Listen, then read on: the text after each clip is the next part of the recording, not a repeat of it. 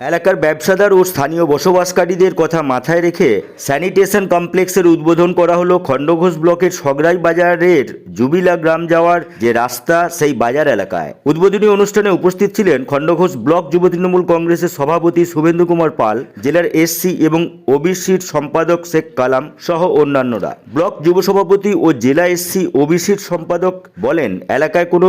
Sanitation complex ছিল না। ব্যবসাদার ও স্থানীয়দের দাবি ছিল দীর্ঘদিন ধরেই, তাই ওদের কথা ভাবনা চিন্তা করেই স্যানিটেশন কমপ্লেক্সের উদ্বোধন করা হলো।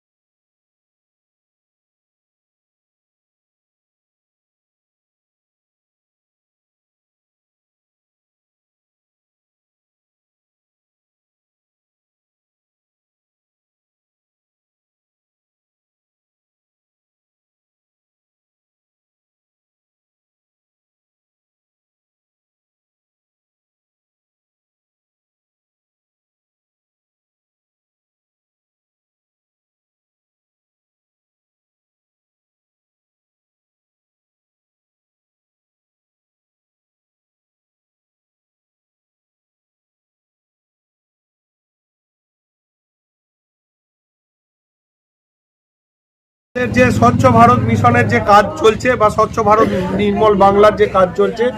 সেই নির্মল বাংলাকে আমরা আরো নির্মল করতে